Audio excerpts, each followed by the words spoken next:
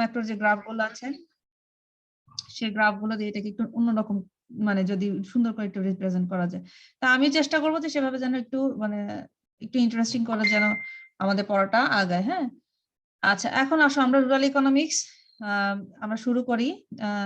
আমরা বইটা তো তোমরা কিনে নিছো মনে হয় সবাই, তাই না? মনোরঞ্জনের বইটা কিনছো না কারটা কিনছো? ম্যাম মনোরঞ্জন স্যারের বইটা কিনেছি। ওইটাই কিনেছো না? ডরিন কি বই কিনেছো? না ম্যাম এখনো কিনিনি, কিনে ফেলবো। আচ্ছা, আজিনাত আছো না নেই? ম্যাম কিনি না এখনো, কিনবো। আচ্ছা কিনে ফেলো। আচ্ছা এখন দেখো আমাদের প্রথম অধ্যায় যেটা সেটা হচ্ছে গ্রামীণ উন্নয়ন। হ্যাঁ, রুরাল ডেভেলপমেন্ট। ক্লাসে কিছু মানে কৃষি অর্থনীতি কাকে বলে, তারপরে তোমার কৃষি অর্থনীতি বিভিন্ন সংজ্ঞাগুলো আমরা ক্লাসে একটু দেখিয়েছিলাম। তো তারপর থেকে আমরা সাধারণত এখন স্টার্ট করব যে, ঠিক আছে একটু ধরো। আচ্ছা কৃষি অর্থনীতির বৈশিষ্ট্য, স্ক্রিনটা দেখতে পাচ্ছ তো না? দেখা যাচ্ছে স্ক্রিনটা ডরিন? জি ম্যাম দেখা যাচ্ছে। আচ্ছা এখন দেখো কৃষি অর্থনীতি প্রথম হচ্ছে বৈশিষ্ট্যগুলো কি কি, ক্যারেক্টারিস্টিক্স অফ এগ্রিকালচারাল ইকোনমিক্স। হ্যাঁ, যে কোনো আমরা যদি বলি শিল্প অর্থনীতি বা কৃষি অর্থনীতি, হ্যাঁ এই জিনিসগুলোর মধ্যে কৃষি অর্থনীতির যে বৈশিষ্ট্যগুলো আছে এগুলো হচ্ছে অন্যান্য ধরো অন্যান্য যে আমরা যদি বলি কার্যক্রম মানে শিল্পতে বা অন্যান্য ফ্যাক্টরে যে আমরা যদি সেক্টরে যে এই যে আমাদের ল্যান্ড লেবার ক্যাপিটাল অর্গানাইজেশন এই ইনপুট মানে উপকরণগুলোকে যে কাজে লাগাই, এক্ষেত্রে যেভাবে কাজে লাগে কৃষি অর্থনীতিতে আমরা যখন ল্যান্ড লেবার ক্যাপিটালকে কাজে লাগাবো সেক্ষেত্রে দেখবো যে এখানে বৈশিষ্ট্যগুলো একটু অন্যগুলো আছে অন্যরকম। হ্যাঁ, অন্যান্য সেক্টরের তুলনায় এখানে আমাদের বৈশিষ্ট্যগুলো একটু অন্যরকম। সাপোজ দেখো উৎপাদনের উপকরণ সমূহের অসাধারণ বৈশিষ্ট্য, এই কথাটা আমরা একটু অন্যরকম ভাবে দেখতেছি যে এখানে কেন উপকরণ সমূহের বৈশিষ্ট্যগুলো অসাধারণ। এর মেন কারণ হচ্ছে দেখো আমরা যদি বলি কৃষির জন্য আমার মূল প্রথম যেই আমাদের উপকরণটা দরকার সেটাই হচ্ছে ভূমি বা জমি। আর জমিটা আমরা জানি কি সেটা হচ্ছে আমার ফিক্সড। জমিকে কি করতে পারবো না, আমরা ইচ্ছা করলেই বাড়াতে পারবো না। ইন্ডাস্ট্রির ক্ষেত্রে আমি একটা 5 কাঠা জায়গার মধ্যে আমার যদি প্রোডাকশন বাড়ে আমি সেটাকে 5 তলা বিল্ডিং আছে সেটাকে আমি ইচ্ছা করলে অনেক সময় 10 তলা, হ্যাঁ 11 তলা 12 তলা করতে পারি। কিন্তু এক্ষেত্রে কৃষির ক্ষেত্রে কি হবে, কৃষির ক্ষেত্রে আমার জমির যেহেতু আমার ব্যবহার অবশ্যই প্রয়োজন সেক্ষেত্রে আমি ইচ্ছা করলে জমিটা কি করতে পারবো না, বাড়াতে পারবো না। তো সেই জন্য এক্ষেত্রে জমির হচ্ছে আমার ফিক্সড, জমির যোগানটা আমার কি হচ্ছে সীমাবদ্ধ। তাহলে দেখো প্রথম আমরা জমি দিয়ে আলোচনা করি যে জমির অনন্য সাধারণ দিকটা হচ্ছে কি জমি হলো কৃষির প্রাথমিক উপকরণ, কারণ জমি ছাড়া আমরা কৃষির কথা চিন্তাই করতে পারি না। সামগ্রিক অর্থে কৃষির জমির পরিমাণ কি সীমাবদ্ধ, অর্থাৎ এর যোগান দীর্ঘমেয়াদে বাড়ানো বা কমানো যায় না। এখন আসো আমরা এই যে এখানে যে জমির যোগান যেটা বলতেছি এটাকে আমরা একটা গ্রাফ দিয়ে দেখাই, তাহলে কি হবে আমাদের যে আমরা তো নর্মাল সবাই একই রকমই ভাবেই লিখবো যে বৈশিষ্ট্যগুলো কি কি পয়েন্ট আউট করে লিখবো, তাই না? তো পয়েন্ট আউট করে যেহেতু আমরা লিখি তাহলে সেই ক্ষেত্রে আমরা কি করি এই জিনিসটাকে একটু গ্রাফ দিয়ে দেখাই, তাহলে গ্রাফ দিয়ে দেখালে জিনিসটা আমাদের জন্য একটু সুন্দর করে রিপ্রেজেন্ট করা হয়। তো সামগ্রিক অর্থে কৃষির যোগান জমির পরিমাণ সীমাবদ্ধ, অর্থাৎ কৃষির যোগান দীর্ঘমেয়াদে বাড়ানো বা কমানো যায় না। তাহলে এখন আসলে আমরা একটা গ্রাফটা আঁকি, কিভাবে গ্রাফটা আঁকতে পারি। গ্রাফটা হোয়াইট বোর্ডটা দেখা যাচ্ছে? জি। আচ্ছা এখানে আমরা দিব কি ভূমির দাম, হ্যাঁ বা প্রাইস, আর এখানে হচ্ছে কি জমির যোগান। তাহলে এখানে আমরা লিখি এস সাপ্লাই অফ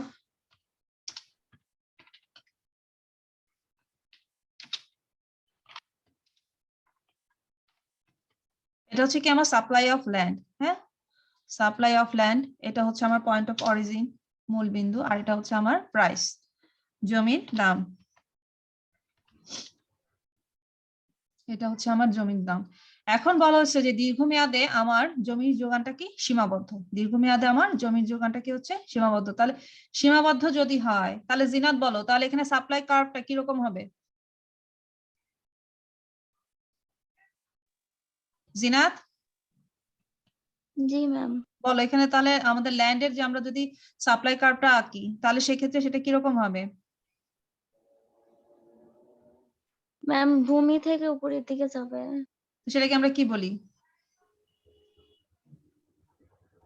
ডান দিকে ঊর্ধ্বগামী হবে নাকি তোমার লম্ব অক্ষের সমান্তরাল হবে না ভূমি অক্ষের সমান্তরাল হবে না বাম থেকে ডান দিকে নিম্নগামী হবে, কিরকম হবে? ম্যাম ডান দিকে ঊর্ধ্বগামী হবে। তুমি দাম বাড়ালে কি জমির যোগান বাড়াতে পারবে? না তাহলে আমরা তো বলে নিছি দীর্ঘমেয়াদে জমির যোগান স্থির, তাহলে কিরকম হবে? ম্যাম বাম দিকে ঊর্ধ্বগামী হবে। বাম দিকে ঊর্ধ্বগামী। রাকা তুমি বলো তো ম্যাম ভূমি অক্ষের সমান্তরাল হবে। কিভাবে? ভূমি অক্ষের সমান্তরাল অর্থাৎ প্রাইস ফিক্সড। প্রাইস ফিক্সড হলে আমি ইচ্ছা করলে কি জমির যোগান বাড়াতে পারবো? এই যে প্রাইস এখানে ধরে নিচ্ছি তো 100 টাকা দাম, দামটা যদি আমার 100 টাকা হয় তাহলে এই 100 টাকা দামে আমি কি করতে পারি? ইচ্ছা মতো যোগান বাড়াতে পারবো? না ম্যাম লম্ব অক্ষের সমান্তরাল হবে। তাহলে তাহলে এগুলো কেন ভুলে যাও কেন? তাহলে এক্ষেত্রে আমরা কি করব? বলবো যে ভূমির যোগানটা কি হবে? দীর্ঘমেয়াদে স্থির হবে। অর্থাৎ এক্ষেত্রে আমি যদি প্রাইস বাড়াইও 100 টাকা থেকে আমি যদি 200 টাকায় নিয়েও যাই, সেক্ষেত্রে আমি কি করতে পারবো না? সাপ্লাই অফ ল্যান্ডকে বাড়াতে পারবো না। আমি ইচ্ছা করলে এখন গিয়ে ইন্ডিয়ার বর্ডারের গিয়ে জমি চাষ করা শুরু করতে পারবো না, কারণ আমার ল্যান্ড কি ফিক্স দেওয়া আছে 1,47,570 বর্গ কিলোমিটার আমার বাংলাদেশের পুরো ওভারঅল ল্যান্ডটা দেওয়া আছে। এখানের মধ্যে কিছু আছে চাষযোগ্য জমি, কিছু আছে চাষযোগ্য না। হ্যাঁ, এভাবে কিছু আছে বসত বাড়ির জন্য, এভাবে কি করা আছে? ডিস্ট্রিবিউট করা আছে। তাহলে সেক্ষেত্রে যেহেতু আমার কৃষি ক্ষেত্রে প্রথম উপকরণটা হচ্ছে আমার ভূমি, তাহলে সেক্ষেত্রে ভূমির অনন্য সাধারণ বৈশিষ্ট্য হচ্ছে দীর্ঘমেয়াদে ভূমির যোগানটা কি থাকে? আমার ফিক্স থাকে। ইচ্ছা করলে আমি ভূমির যোগানটা কি করতে পারবো না? বাড়াতে পারবো না। ঠিক আছে, তো আমরা এখানে লিখি P1 আর এটা হচ্ছে কি P2। এটা হচ্ছে আমার সাপ্লাই কার্ভ।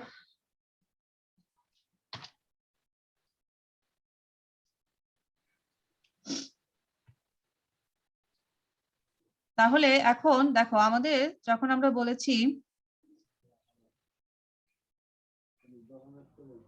জমি হলো কৃষির প্রাথমিক উপকরণ, সামগ্রিক অর্থে কৃষি জমির পরিমাণ সীমাবদ্ধ, অর্থাৎ এর যোগান দীর্ঘমেয়াদে বাড়ানো বা কি হবে না, কমানো যাবে না। তাহলে এরপরে কি করবো? আমরা চিত্রটা অ্যাড করে দিব। চিত্রটা অ্যাড করে আমরা দেখাবো যে কি চিত্রে ভূমি অক্ষে আমরা দেখাচ্ছি কি জমির যোগান, লম্ব অক্ষ হচ্ছে দাম। জমির দাম যদি P1 থেকে P2 তেও যায়, দীর্ঘমেয়াদে জমির যোগান বাড়ানো যাবে না। এক্ষেত্রে জমির যে যোগানটা আছে সীমাবদ্ধ যোগানকে আমরা QS দ্বারা ডিনোট করতেছি, যেটা হচ্ছে লম্ব অক্ষের সমান্তরাল। তাহলে এক্ষেত্রে OS পরিমাণ কিউ পরিমাণ জমি আমার কি হচ্ছে এখানে ফিক্সড। ক্লিয়ার?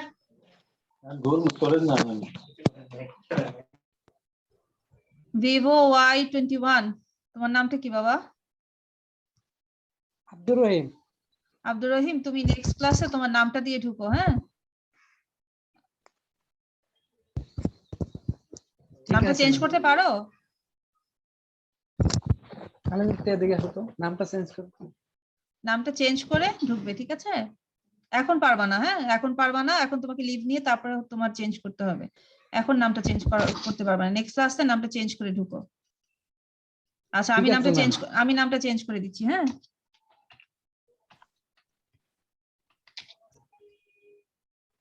আর ও দিয়ে লিখো না, আর এ দিয়ে লিখো। আরে আচ্ছা,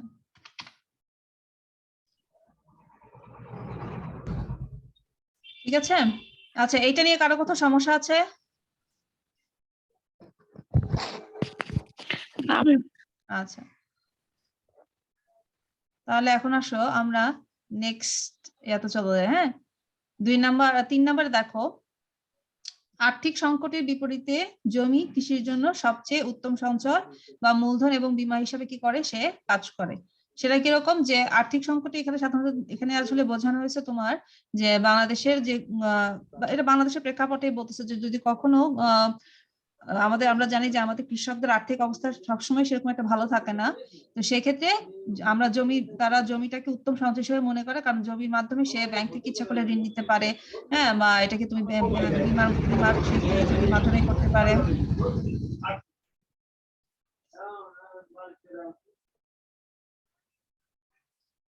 হ্যাঁ, জমির মাধ্যমে সে করতে পারে।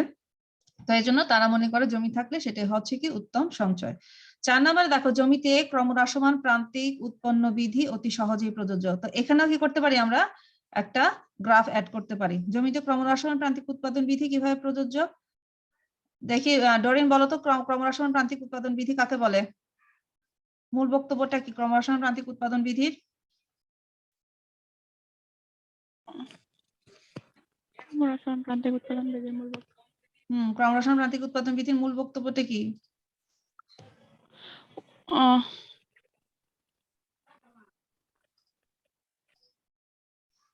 ফার্স্ট ইয়ার সেকেন্ড ইয়ারে পড়ছো, এখন মাস্টার্সও আবার মাইক্রো ইকোনমিক্স পড়তেছো ম্যাম পড়ছি কিন্তু একটু মনে আসতেছে না। এটা আবার কেমন কথা? ভাইবাও তো দিলা ফোর্থ ইয়ারে। রাখা বলো তো, ক্রমান্বয়ে হ্রাস পায়, কি হ্রাস পাবে?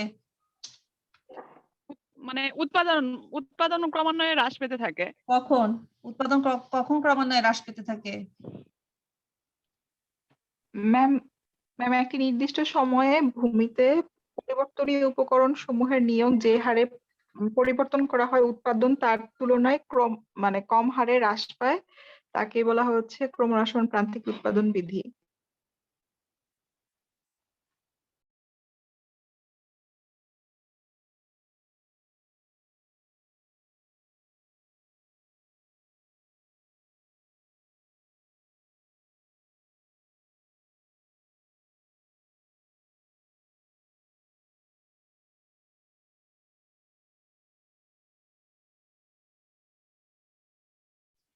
হ্যাঁ রাখা ঠিক আছে। এখন বলো পরিবর্তনীয় উপকরণ, আমরা উৎপাদন উপকরণ কয়টা? ম্যাম 4টা। কি কি? ভূমি, শ্রম, মূলধন আর হচ্ছে সংগঠন। ভূমি, শ্রম, মূলধন, সংগঠন। এখন বলো এই যে ক্রমহ্রাসমান প্রান্তিক উৎপাদন বিধি কি শুধুমাত্র কৃষি ক্ষেত্রেই প্রযোজ্য নাকি অন্যান্য সেক্টরে প্রযোজ্য? শিল্প ক্ষেত্রেও প্রযোজ্য। এই মাইর খাবা কিন্তু।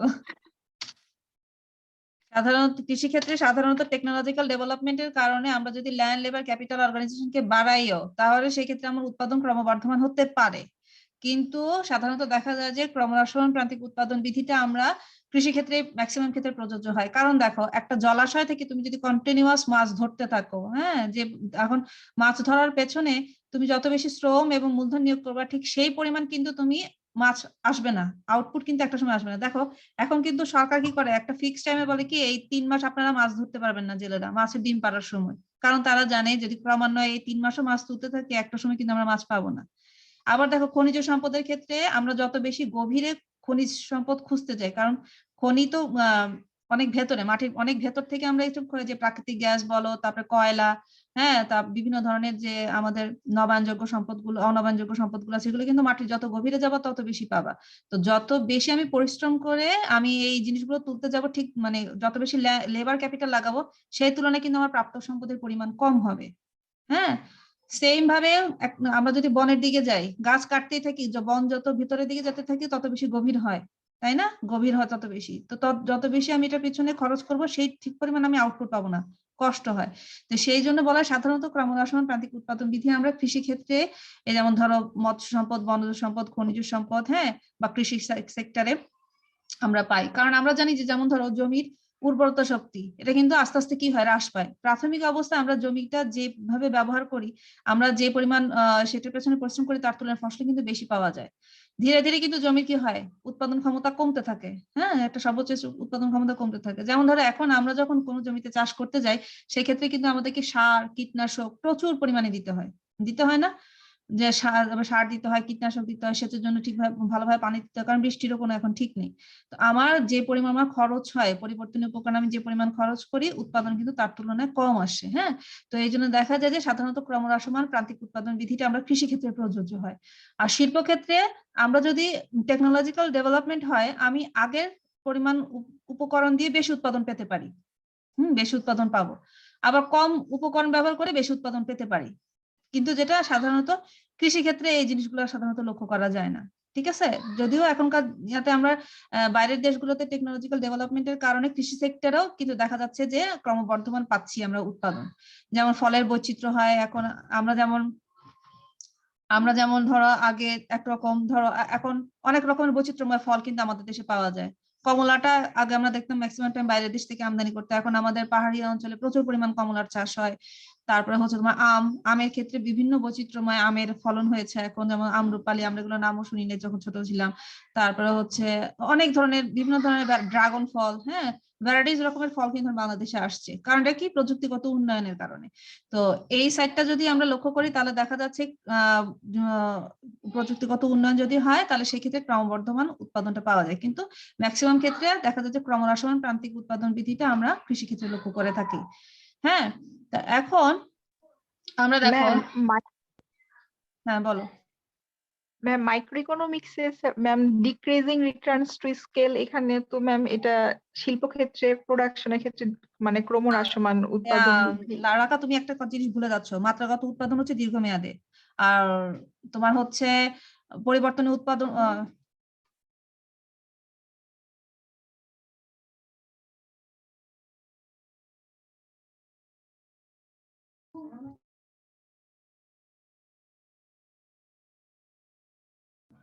আর মাত্রাগত উৎপাদন যেটা সেটা হচ্ছে তোমার দীর্ঘমেয়াদে কিন্তু, আর পরিবর্তন আমরা যেটা বলছে ক্রমহ্রাসমান প্রান্তিক উৎপাদন বিধি, এটা কিন্তু স্বল্প মেয়াদে। মাত্রাগত উৎপাদনের ক্ষেত্রে যে কোনো উপকরণ চেঞ্জ করা যায় দীর্ঘমেয়াদে, কোনো সমস্যা নাই, কিন্তু স্বল্প মেয়াদে আমরা ক্রমহ্রাসমান প্রান্তিক উৎপাদন বিধি যখন দেখি সেক্ষেত্রে আমরা একটা উপকরণ চেঞ্জ করতে পারবো। কি বলছে বুঝতে পারছো রাকা? জি ম্যাম, এখন বুঝতে পেরেছি। স্বল্প মেয়াদে হচ্ছে ক্রমহ্রাসমান প্রান্তিক উৎপাদন বিধি, সেক্ষেত্রে মাত্র একটা উপকরণ আমি চেঞ্জ করতে পারবো। আর দীর্ঘমেয়াদে মাত্রাগত উৎপাদন বিধি, সেক্ষেত্রে আমি যে কোনো উপকরণ চেঞ্জ করতে পারবো, আমার কোনো অসুবিধা নাই। সেজন্য সেখানে তিনটা সিচুয়েশন ক্রিয়েট হয়: স্থির মাত্রাগত উৎপাদন, ক্রমবর্ধমান মাত্রাগত উৎপাদন, ক্রমহ্রাসমান মাত্রাগত উৎপাদন। এম আই ক্লিয়ার রাকা? জি ম্যাম। আচ্ছা, এখন দেখো, আমরা বলতেছি যে কৃষিক্ষেত্রে ক্রমহ্রাসমান প্রান্তিক উৎপাদন বিধি কার্যকর। তো সেক্ষেত্রে আমরা কি করব? এই চিত্রটা অ্যাড করব। ঠিক আছে, চিত্রটা অ্যাড করে এখানে যদি আমরা দেখাই,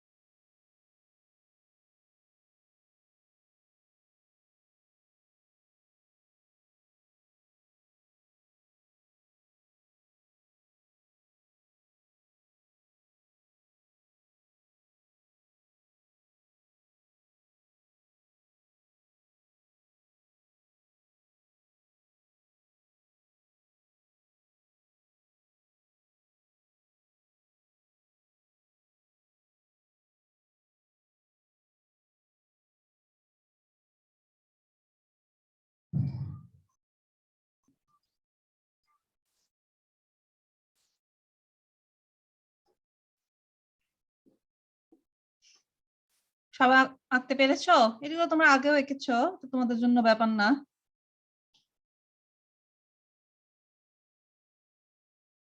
রাকা, ডোরিন, আব্দুর রহমান, জিনাত, করেছো কমপ্লিট? জি জি ম্যাম, ম্যাম। করেছি। আচ্ছা, আব্দুর রহমান তুমি আব্দুর রহিম তুমি করতে পেরেছো বাবা? আচ্ছা আচ্ছা, এখানে দেখো আমরা যখন বলি ক্রমহ্রাসমান প্রান্তিক উৎপাদন বৃদ্ধি, এক্ষেত্রে আমরা দেখতেছি উৎপাদনের পরিবর্তনীয় উপকরণ আমরা ধরে নিচ্ছি এল। হ্যাঁ, এল হচ্ছে আমার পরিবর্তনীয় উৎপাদন উপকরণ। এল হচ্ছে আমার কি পরিবর্তনীয় উৎপাদন উপকরণ। ঠিক আছে, এখন এল কে আমরা কি করলাম, চেঞ্জ করছে। এল কে কি করছে, চেঞ্জ করা হয়েছে। প্রথমে যখন L1 পরিমাণ শ্রমিক, L1 পরিমাণ শ্রমিকে আমি দেখতেছি প্রান্তিক উৎপাদন পজিটিভ। হ্যাঁ, যা এ প্রাইম বিন্দু দ্বারা নির্দেশ করা হচ্ছে এখানে, এই পরিমাণ উৎপাদন হচ্ছে পজিটিভ। এরপরে যখন আমি শ্রমটাকে আরো বাড়ালাম, L1 থেকে L2 তে নিয়ে গেলাম, সেক্ষেত্রে দেখা যাচ্ছে উৎপাদন আমার হচ্ছে সর্বোচ্চ, টোটাল আউটপুট বা টোটাল প্রোডাকশন হচ্ছে আমার সর্বোচ্চ, যে ক্ষেত্রে প্রান্তিক উৎপাদন হচ্ছে আমার 0। এখন যদি এর চেয়েও বেশি আমি যদি উৎপাদনের শ্রমিক বাড়াই, তাহলে সেক্ষেত্রে দেখা যাচ্ছে উৎপাদন ক্ষেত্রে যদি শ্রমিক বাড়ানো হয়, তাহলে সেক্ষেত্রে দেখা যাচ্ছে মার্জিনাল প্রোডাকশন আমার কি হচ্ছে, নেগেটিভ আসতেছে। এর মেন কারণটা হচ্ছে অনেক সময় দেখা যায় যে একই জমিতে বারবার ফলন ফলানোর কারণে সেক্ষেত্রে কি হয় যে তার উর্বরতা শক্তি হ্রাস পায়। হ্যাঁ, আবার দেখা যায় যে ছদ্মবেশী বেকারত্ব দেখা দেয়। এইসব কারণে সাধারণত যে পরিমাণ আমি লেবার নিয়োগ করি তার তুলনায় আমার আউটপুট কম আসে। এই জন্য এখানে ক্রমহ্রাসমান প্রান্তিক উৎপাদন বৃদ্ধি প্রযোজ্য। যদিও এক্ষেত্রে আমাদের কিছু সমালোচনা আছে, সেই সমালোচনাগুলো আমরা জানি যে যদি প্রযুক্তিগত পরিবর্তন হয় বা জমিতে যদি সার, কীটনাশক ইত্যাদি যদি ব্যবহার বৃদ্ধি পায়, তাহলে সেক্ষেত্রে কি হয়, এই বিধি কার্যকর হয় না। কিন্তু তারপরেও আমরা যখন নর্মাল সেন্সে একটা উপকরণ চেঞ্জ করে দেখাবো জিনিসগুলো, যে একটা উপকরণ এখানে লেবার, একটা উপকরণ চেঞ্জ করে দেখাবো, সেক্ষেত্রে আমার এই ক্রমহ্রাসমান প্রান্তিক উৎপাদন বিধি কৃষি ক্ষেত্রে প্রযোজ্য। ঠিক আছে, তো তোমরা এটা কি করবা, এখানে অ্যাড করে দিবা, জমিতে ক্রমহ্রাসমান প্রান্তিক উৎপাদন বৃদ্ধি প্রযোজ্য। ঠিক আছে, তাহলে আমরা এখানে দুইটা চিত্র সহজে অ্যাড করতে পারি।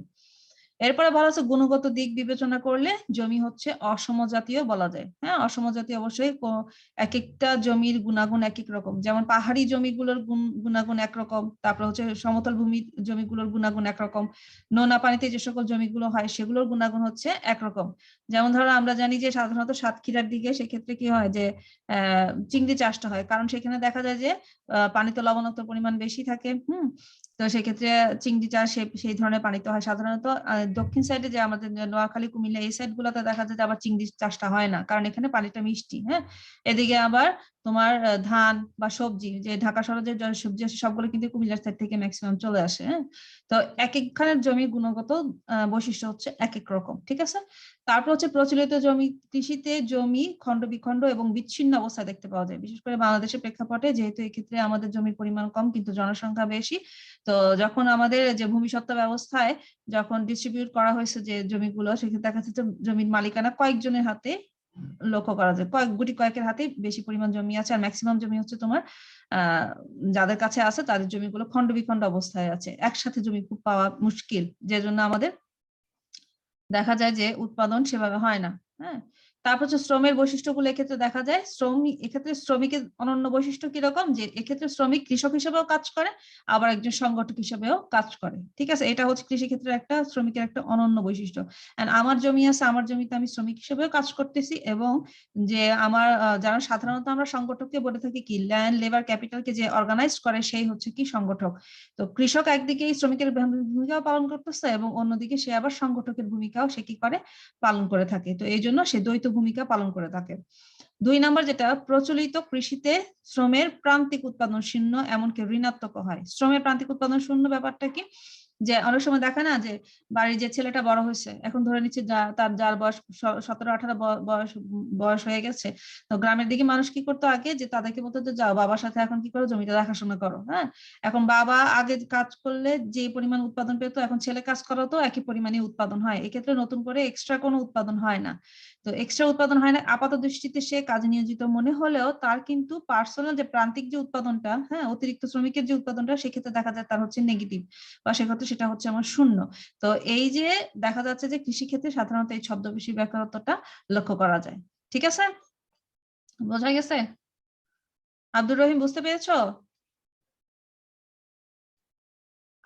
আনমিউট করতে পারবে তুমি নিজেকে? আনমিউট করতে পারো? স্পিকারের যে হ্যাঁ বলো এখন কোথায় সমস্যা বলো। ম্যাম সঙ্গত অর্থাৎ তার জমি আছে, সে কাজও করতে পারবে। হুম এক্ষেত্রে সংগঠনের ক্ষেত্রে যেমন তার যদি বাসায় একটু বড় ছেলে থাকে, সেও ওই সংগঠনে কাজ করতে পারলো, এইখান দিয়ে একটু বুঝে নাই। এটা হচ্ছে দ্বৈত ভূমিকা কি, একজন কৃষক এখন আমার 5 কাঠা একটা ধরো 5 বিঘা একটা জমি আছে, 5 বিঘা জমিতে আমি কাজ করতেছি, আমি শ্রমিক হিসেবে কাজ করতেছি এবং জমিতে যে বীজগুলো বপন হবে বা যে ক্যাপিটালের যে সংস্থান, যে এখন আমার তো যখন আমি বীজ বপন করব বা সার প্রয়োগ করব বা কীটনাশক প্রয়োগ করব, টাকাটা ম্যানেজ করতে হবে কি আমাকেই, আমি কৃষক, তাই না? কতজন লেবার আমার জমিতে কাজ করবে সেটা কাকে ডিসাইড করতে হবে, আমার নিজেকে, এবং সবগুলোকে কাজে লাগাতে হবে কি আমি কৃষক হিসেবে আমাকেই কাজে লাগাতে হবে, তাই না? তো এক্ষেত্রে দেখা যায় যে একজন কৃষক শ্রমিক হিসেবেও কাজ করতেছে, আবার একজন সংগঠক হিসেবেও কাজ করতেছে, কারণ তাকে প্রত্যেকটা জিনিস অর্গানাইজ করে জমিতে ইমপ্লিমেন্ট করতে হচ্ছে। ঠিক আছে, জি ম্যাম। এটা হচ্ছে প্রথমটা। 2 নম্বর হচ্ছে প্রচলিত কৃষিতে আমরা দেখি যে শ্রমের প্রান্তিক উৎপাদন শূন্য। প্রান্তিক উৎপাদন শূন্য ব্যাপারটা এটা আসলে আসছে কোথা থেকে, ছদ্মবেশী বেকারত্ব থেকে। এখন আমি কৃষক হিসেবে এই সবগুলো জিনিস অর্গানাইজ করছি, ঠিক আছে? এখন আমার 5 বিঘা জমিতে আমি ধরো বছরে 10 মণ ধান পাই, কয় মণ ধান পাচ্ছি, 10 মণ ধান পাচ্ছি। এখন আমার ছেলে কাজে আসছে, এখন আমার ছেলেকে আমি কাজে লাগাইছি, কাজে লাগানোর পরে এখন দেখা যাচ্ছে আমি যে 10 মণ পেতাম, এখন আমি সেই 10 মণ ধানই পাচ্ছি বছর শেষে, 10 মণ ধানই আমি পাচ্ছি বছর শেষে। এক্সট্রা যে শ্রমিক নিয়োগ হয়েছে সেক্ষেত্রে আমি কিন্তু কোনো এক্সট্রা কোনো বেনিফিট পাই না, বা 1 মণ ধান আমার কি হয়নি, বেশি উৎপাদন হয় নাই। এখন আপাত দৃষ্টিতে কেউ যদি বলে আপনার ছেলে কি করে, আমি বলবো যে আমার ছেলে আমার সাথে কি করে, ব্যবসা করে, বা আমার ছেলে আমার সাথে জমিতে চাষ করে, ঠিক আছে, কিন্তু সে কাজে নিয়োজিত আছে, ঠিক আছে, কিন্তু তার কিন্তু আউটপুট কি, জিরো, তার আউটপুট কিন্তু কি জিরো। আপাত দৃষ্টিতে সে যদি কর্মে নিয়োজিত থেকেও মনে হবে যে কাজে নিয়োজিত আছে, কিন্তু তার থেকে আমি কোনো এক্সট্রা কোনো কিছু যদি না পাই, আউটপুট যদি না পাই, সেটাকে আমরা বলবো কি ছদ্মবেশী বেকারত্ব। হ্যাঁ, কৃষি ক্ষেত্রে লক্ষ্য করা যায়। হ্যাঁ, এক্ষেত্রে একটা চিত্র তোমরা অ্যাড করতে পারো, যে আমরা এটা মানে পড়িয়েছিলাম তোমাদের ইন্টারমিডিয়েট মাইক্রো ইকোনমিক্সে, ফ্যাক্টর মার্কেটে, এখান থেকে ওই চিত্রটাও অ্যাড করা যায়। আচ্ছা, এখানে যেহেতু 2টা চিত্র অ্যাড হয়ে গেছে, তাহলে আর আমরা এটা না অ্যাড করলে অসুবিধা নেই, ঠিক আছে? 3 নম্বর যেটা, সেটা বলছে মূলধনের অনন্য সাধারণ বৈশিষ্ট্য। আচ্ছা, মূলধনের অনন্য সাধারণ বৈশিষ্ট্য কোনটা? মূলধন আর্থিক এবং অ-আর্থিক হয়ে থাকে। আর্থিক মূলধন কোনগুলো? যেগুলো হচ্ছে সঞ্চয় করা হয়, ঋণ গ্রহণ করা হয় আমার কৃষি জমিতে কাজে লাগানোর জন্য, এগুলো হচ্ছে যেগুলো অর্থের মাধ্যমে পেয়ে থাকি, সেগুলো হচ্ছে আমার কি আর্থিক মূলধন। আর অ-আর্থিক মূলধন কোনগুলো? যেগুলো হচ্ছে তোমার কৃষকের জমি থাকে, বিভিন্ন ধরনের যন্ত্রপাতি, হ্যাঁ, এগুলো হচ্ছে তোমার অ-আর্থিক মূলধন। তারপর আসে উদ্যোক্তা। এক্ষেত্রে আমি আগে বলছি যে যেহেতু একজন কৃষক নিজেই উদ্যোক্তা হিসেবে কাজ করে, তাহলে সেক্ষেত্রে এটাও তার একটা অনন্য বৈশিষ্ট্য। হ্যাঁ, যেমন ধরো প্রচলিত কৃষিতে কৃষক নিজে কিন্তু উদ্যোক্তা এবং সংগঠক, আবার অনেক ক্ষেত্রে নিজেই কি হচ্ছে শ্রমিক। এজন্য এই কৃষি ক্ষেত্রে উদ্যোক্তা এবং শ্রমের মধ্যে পার্থক্য করা অত্যন্ত কঠিন। শুধুমাত্র বাণিজ্যিক খামার যেগুলো, সেগুলোর ক্ষেত্রে কৃষি এবং কৃষক এবং উদ্যোক্তাকে আলাদা করা যায়। নর্মাল আমরা যে জীবন নির্বাহী খামারগুলো আছে, হ্যাঁ, এগুলোর ক্ষেত্রে আমরা সাধারণত এই দুটোকে আলাদা করতে পারি না। আচ্ছা, এরপর যদি আমরা বলি যে প্রচলিত কৃষিতে মুনাফার ভিত্তিতে উদ্যোক্তা তেমন কোনো কাজ পরিলক্ষিত হয় না। এজন্য অনেক সময় পরিবারের শ্রমের সাহায্যে পরিচালিত কৃষির বেলায় উদ্যোক্তা হিসেবে কৃষক উৎপাদনের তৃতীয় স্তরে অবস্থান করে, যেক্ষেত্রে শ্রমের প্রান্তিক উৎপাদন শূন্য হলেও সে কি উৎপাদন করে। এই আচরণ যুক্তিশীল নয়। এখানে এই লাইনগুলো একটু জটিল হয়ে গেছে, এই লাইনগুলো জটিল হয়েছে। এখন যদি আমি একটা গ্রাফ দিয়ে বুঝাই তাহলে তোমাদের জন্য একটু সহজ হয়। সেটা হচ্ছে এক্ষেত্রে বলা হয়েছে যে প্রচলিত মজুরিতে সাধারণত দেখা যায় যে যাদের জীবন নির্বাহী খামার আছে, জীবন নির্বাহী খামারের ক্ষেত্রে তারা প্রান্তিক উৎপাদন শ্রমিকের শূন্য হলেও তারা উৎপাদন কার্যক্রম পরিচালনা করে। এদিকে হচ্ছে তোমার শ্রমের নিয়োগ।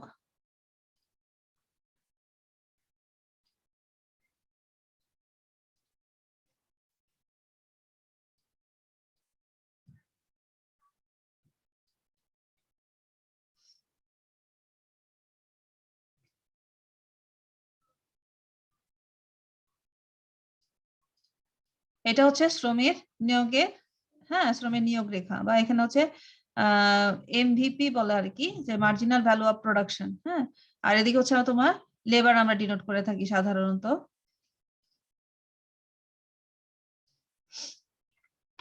L1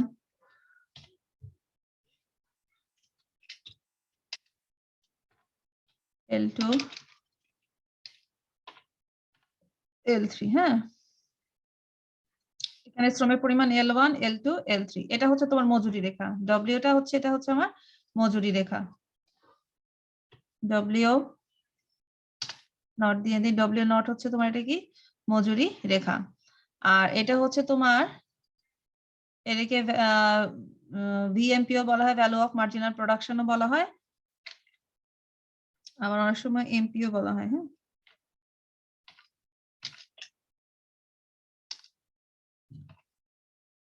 এটা হচ্ছে যে প্রতি এক যে শ্রমিক কাজ করতেছে তার যে তোমার মার্জিনাল প্রোডাকশন কার্ভটা তার। এখন আমরা বলতেছি যে কৃষি ক্ষেত্রে আমার যদি শ্রমিকের নিয়োগ তোমার প্রতি ক্ষেত্রে নেগেটিভ হয়, এটা কিরকম একটু দেখো, আগে একটু বুঝে নাও তারপরে। আমরা দেখতেছি এক্ষেত্রে মজুরি ফিক্সড, ডাব্লিউ নট মজুরি হচ্ছে কি আমার ফিক্সড, এই ডাব্লিউ নট মজুরি আমার হচ্ছে ফিক্সড। এখন পরিবারে যে সদস্যরা আগে কাজ করে না, আমার যখন L1 পরিমাণ শ্রমিক ছিল, L1 পরিমাণ শ্রমিকে আমি দেখতেছি যে আমি এখানে পজিটিভ ভ্যালু পাচ্ছি, অর্থাৎ যে মজুরি তার তুলনায় আমার উৎপাদনের পরিমাণটা কি বেশি, এতটুকু পরিমাণ বেশি, তাই না? আমি L1 পরিমাণ শ্রমিক নিয়োগ করতেছি, তাকে মজুরি দিচ্ছি এই পরিমাণ, আর এই পরিমাণ কি হচ্ছে আমার প্রফিট থাকতেছে, ঠিক আছে? এই পরিমাণ প্রফিট আমার থাকতেছে। এখন যেহেতু আমার প্রফিট থাকতেছে, আমি কি করলাম, শ্রমের পরিমাণ বাড়ালাম, L1 থেকে L2 তে গেলাম। এখন এক্ষেত্রে আমার যে মজুরি দিচ্ছি এবং আমি শ্রমিক থেকে যে প্রান্তিক উৎপাদন পাচ্ছি, হ্যাঁ, এটাকে আবার তোমার যে উৎপাদনটা পাচ্ছি, যে এই দুটা কি হয়ে গেছে, সমান হয়ে গেছে।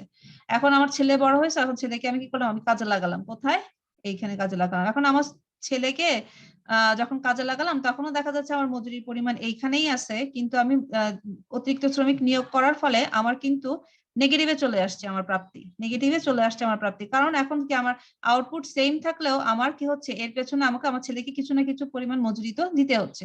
তো এটা দেখা যাচ্ছে যে ছদ্মবেশী বেকারত্ব থাকার কারণে জীবন নির্বাহী খামারে আমি যদি শ্রম নিয়োগ করি, সেক্ষেত্রে শ্রমিককে আমি তার যদি আমার পারিশ্রমিক শ্রমিক থেকে প্রাপ্ত মানে উৎপাদনও যদি আমার নেগেটিভও হয়, তারপরেও সেক্ষেত্রে আমাকে এই নিয়োগটা চালিয়ে যেতে হয় অনেক সময়, কিন্তু সেটা শিল্পক্ষেত্রে আমার দরকার নাই। শিল্পক্ষেত্রে বা বাণিজ্যিক খামারে আমার এটা দরকার নাই, ঠিক আছে? বাণিজ্যিক খামারে এখানে হলে আমি কি করবো, স্টপ হয়ে যাব, এখানে হলে কি হয়ে যাবে, আমি স্টপ হয়ে যাবো, কারণ দুইটা কি হয়ে যাবে, সমান। প্রান্তিক উৎপাদন এবং মজুরির স্তর কি হয়ে যাবে, এখানে সমান হয়, তাহলে আমি এখানে স্টপ করে দেবো। কিন্তু দেখা যায় জীবন নির্বাহী খামারে আমার যদি মজুরিটা নেগেটিভও হয়, সেক্ষেত্রে তারপরেও আমি সাধারণত উৎপাদন কর্মকাণ্ড চালিয়ে যেতে থাকি, ঠিক আছে? ক্লিয়ার এটা?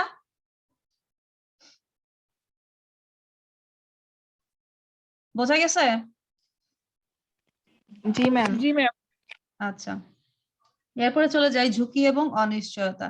ঝুঁকি এবং অনিশ্চয়তা কি আমরা জানি, যেহেতু আমাদের কৃষির নির্ভরই করে সাধারণত আবহাওয়ার উপরে, হ্যাঁ, যেমন আবহাওয়া, বৃষ্টিপাত এগুলোর উপর নির্ভর করে বেশি, সেজন্য কৃষি ক্ষেত্রে প্রত্যেকটা সেক্টরে ঝুঁকি এবং অনিশ্চয়তা লক্ষ্য করা যায় বেশি। যেমন গত বছর এই যে গত বছর তো একদম মানে করোনার জন্য, প্যান্ডামিক সিচুয়েশন একদম এটার জন্য পিক আওয়ার ছিল, যে আমাদের সব দিক থেকে যে আবহাওয়া যেমন প্রতিকূলে ছিল, ঠিক তেমনি এই যে আমরা যদি বলি মহামারীটা ঠিক সেম ভাবে মানে পুরা পৃথিবীটার অর্থনীতিটার ব্যবস্থা বা সব দিকেই তারা ইম্প্যাক্টটা পড়ছে অন্যরকম। তার মধ্যে আবার বৃষ্টি হয়ই নাই বলতে গেলে, হ্যাঁ, যে টাইমে বৃষ্টি আমাদের দরকার ছিল সেই টাইমে হয়ই নাই। তো দেখা গেছে যে যে উত্তরবঙ্গের সাইডে তো প্রচুর পরিমাণ আম হয়, আম চাষ হয়, লিচু চাষ হয়।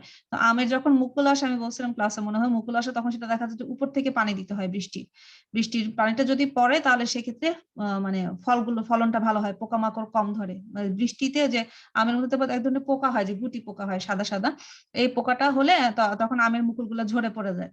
তো বৃষ্টির উপর থেকে যখন বৃষ্টির পানিটা পড়ে, তখন সেই পোকাটা হওয়ার চান্স থাকে কম এবং ফলনটা প্রচুর পরিমাণে ভালো হয়। তো দেখা গেছে যে বৃষ্টি না হওয়ার কারণে তখন বাংলাদেশ কৃষি গবেষণা ইনস্টিটিউটের যারা বিজ্ঞানীরা ছিলেন বা যে কর্মকর্তা ছিলেন, ওরা কিন্তু প্রচুর চেষ্টা করছেন যে নিচে তারা জলাশয়ের মতো খুলে খনন করে সেখানে পানি জমিয়ে পানি দিতে চেষ্টা করতেছিল যে আমের নিচে, মানে গাছের নিচে। তখন ওনারাই আবার বলতেছিল যে নিচে পানি দিলে আসলে কোনো লাভ নেই, পানিটা দিতে হবে উপর থেকে। যেমন বাইরের দেশে কি করে, যে এরকম সমস্যা হলে ওরা ড্রোনের সাহায্যে কিন্তু পানিটা দেয়। বাইরের দেশে যেমন আমেরিকা বলো, কানাডা বলো, যারা এই কৃষি কাজের সাথে জড়িত, প্রচুর পরিমাণ তাদের ওখানে তো ফসল হয়, গমের ফসল হয়, ভুট্টার হয়। তো তখন তারা পানিটা দেয় কি করে, ড্রোনের সাহায্যে দেয়। আমরা যেমন একজন সেচের যন্ত্র চালায় বসে থাকি, সেরকম না।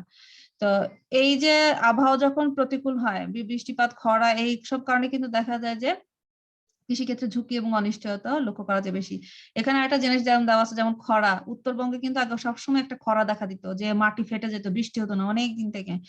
আবার দেখা যেত যে এটা মোটামুটি এখন আমরা খরা সহিষ্ণু জাতের উদ্ভাবন করছে বাংলাদেশ ধান গবেষণা ইনস্টিটিউট, যে এই যে ধানটার বীজ, এখন দেখো খরার মৌসুমে কিন্তু মোটামুটি ফসল ভালো হয়। আবার বন্যার সময় দেখা যায় যে বিশেষ করে দক্ষিণাঞ্চলে দেখা যায় 3 মাস 4 মাস বন্যা অনেক সময় থাকে, পানিবন্দী থাকে, সেক্ষেত্রে যখন বীজ বপন করা হয় ধান হয় না। তো কৃষি গবেষণা ইনস্টিটিউটে ওনারা কিন্তু আবার যে পানির নিচে 3 মাস পর্যন্ত বেঁচে থাকবে, হ্যাঁ, যে থাকবে এরকম বীজেরও কিন্তু তারা উদ্ভাবন করেছে। তো এগুলো মোটামুটি আমাদের একটা সফলতা, যে এগুলোকে আমরা মোটামুটি একটা রিকভার করতে পারছি, যে পানির নিচে 3 মাস এই বীজটা থাকলেও পানি চলে যাওয়ার পরে অটোমেটিক সেখান থেকে ধান হবে। এগুলা মোটামুটি কৃষিক্ষেত্রে লক্ষ্য করা যায়। আচ্ছা, 1 মিনিটের চেয়েও সময় কম আছে, তো যতটুকু পারি আলোচনা করব, নেক্সট ক্লাসে বাকিটা ধরে আলোচনা করব। আচ্ছা, এরপর আসো ভূমিস্বত্ব এবং চাষাবাদ ব্যবস্থা। তো ভূমিস্বত্ব এবং চাষাবাদ ব্যবস্থা, এগুলো ভূমিস্বত্ব মোটামুটি তোমরা জানো যে বাংলাদেশের ভূমিস্বত্ব ব্যবস্থা অনুসারে একজনের 25 বিঘার বেশি জমি থাকা যাবে না। যদিও দেখা যায় যে মালিকানা কেন্দ্রীভূত থাকে, কারণ একজনের নামে না নিয়ে তারা ফ্যামিলি মেম্বারদের নামেও নিয়ে থাকে জমি জমা। সেক্ষেত্রে খাজনা আদায় বলো, অন্যান্য অনেক ক্ষেত্রে তারা সমস্যার সম্মুখীন হয়, ভূমি থেকে যে ট্যাক্সটা